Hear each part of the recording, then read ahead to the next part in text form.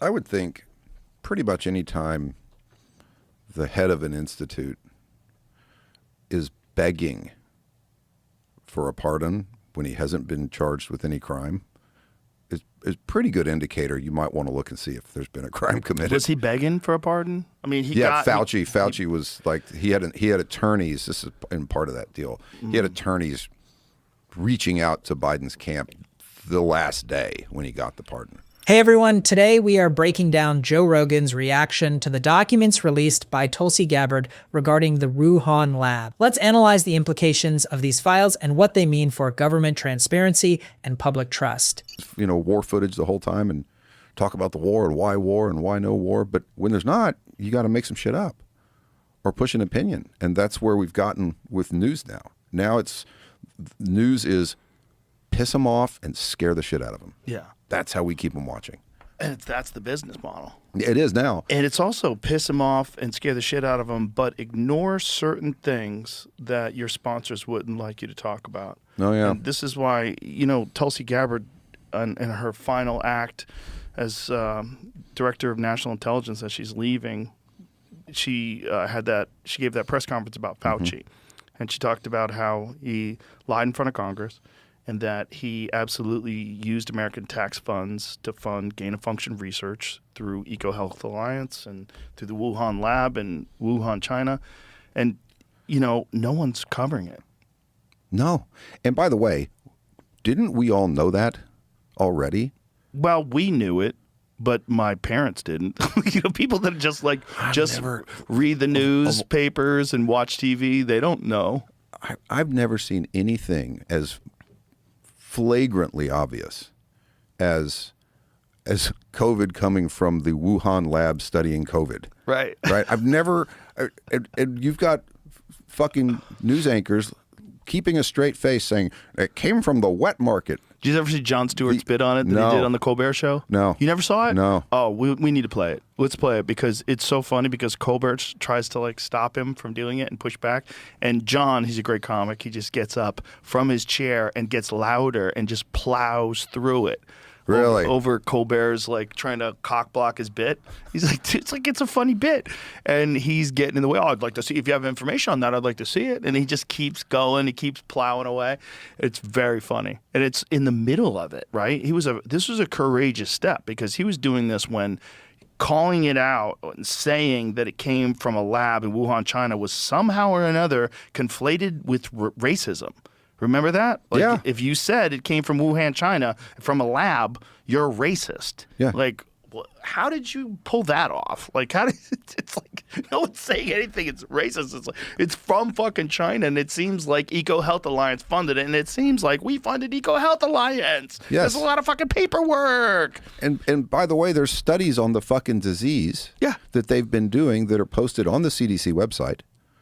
They're posted on the fucking. My favorite was when you catch all this shit about ivermectin. Yeah.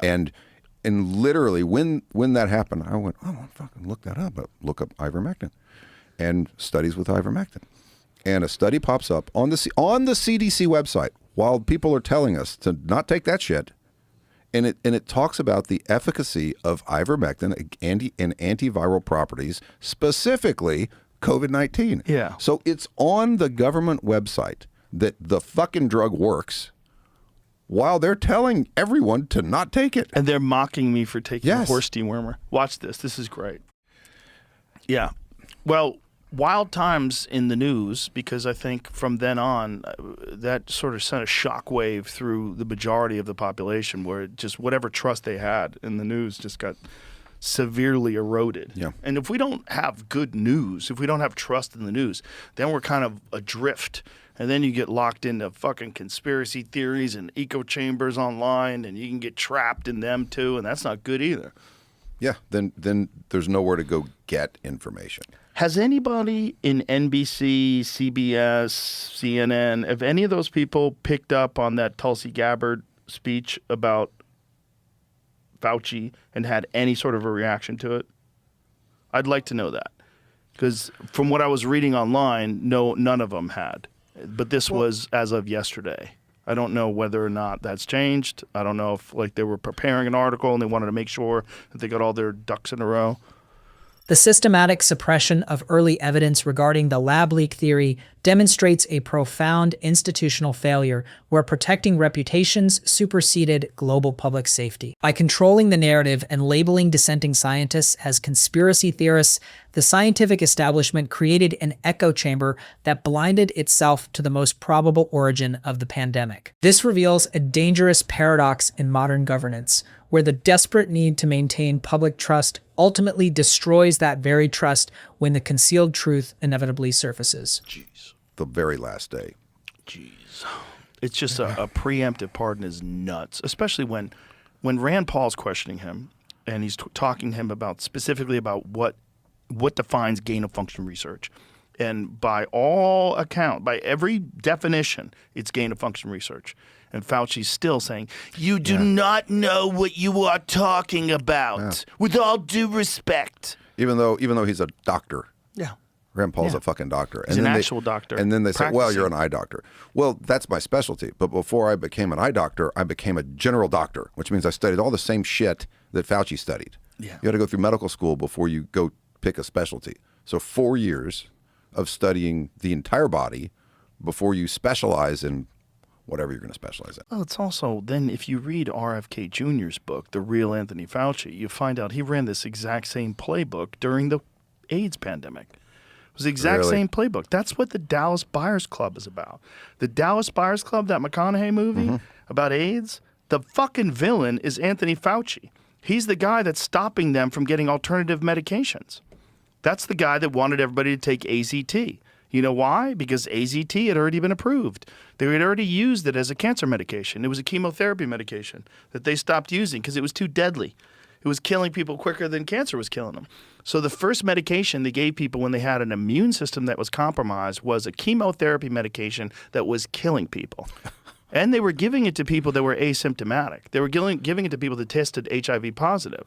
And then you know about the PCR testing. So the PCR test, Kerry Mullis, the guy who invented PCR testing. The complicity of major media outlets in enforcing the official narrative highlights a disturbing shift from objective reporting to active participation in state-aligned information control. By weaponizing fact-checking mechanisms against legitimate scientific inquiry, the press transformed from a watchdog of power into a guardian of the status quo. This dynamic proves that when instant the U.S. committee's solid MS Admiral 2 years online, this dynamic proves that when institutions collude to silence uncomfortable questions, they do not protect the public, but rather insulate themselves from the accountability required to prevent future catastrophes. Said publicly about Fauci, he does not know what the fuck he's talking about.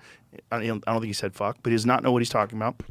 And that it's not supposed to be used to detect a disease in a person's body. And that if you ramp up the cycles long enough, just like they did with COVID, where we got by some estimations, 80% false positives because of the PCR method, because they were ramping them up so high. And so they cut it back quite significantly, and that reduced the amount of false positives they had. But there's a lot of people that got tested as HIV positive that probably weren't. And they put those fucking people on AZT. And AZT kills you.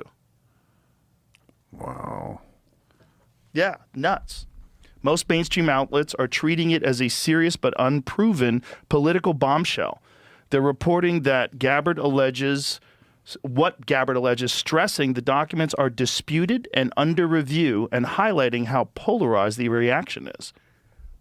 Mainstream print, Jerusalem Post, Money Control, Newsweek summarize her accusations, emphasize that COVID's origins remain unresolved, and note that the claims about Fauci sparking COVID or lying under oath are heavily contested, not yet legally validated. Many stories frame this as reigniting a long-running fight over lab leak versus natural origin. Listen, that fight is over, kids. That fight's over. If you are in the news and you are saying that there's still a long-running controversy as to whether it's a lab leak or natural origin, shut your fucking dirty whore mouth, because it's not. The fight's over. It's a fucking lab leak. They say the new documents will need independent scrutiny from Congress, investigators, and scientists before any firm conclusions can be drawn. Okay. right-leaning media highlight her file dump as vindication for critics, focus on the cover-up narrative, and give prominent space to Republicans like Rand Paul. Why does it more centrist or mainstream outlets present it as a straighter news tone, often pairing Gabbard's and GOP's quotes with Fauci's past denials and nothing there is so far, no judicial finding of perjury or criminal conduct? What I've never understood is how this became a left or right issue. So stupid. When Fauci, who's a career bureaucrat, right? When all this started, there was a Republican president. Yep. Right? And then he served that Republican president. He served the Democratic president before that, and then he served a Republican. He's been there for fucking 50 years. Yeah. It's been there this forever. Dude. It's not political. Yeah. It shouldn't be political. There shouldn't be a right-left side to this. It's, hey, a career bureaucrat fucking lied to us. He used the exact same language when he was talking about AZT as a medication for HIV that he used for the COVID vaccine. The reason why it's the only medication is because it is both safe and effective. The guy's a monster. Yeah. So he's one of those guys, like throughout history, where you're going to look back over time and you go, holy shit, this one guy's lies, this one guy's aspirations, this one guy's career fucked so many people over.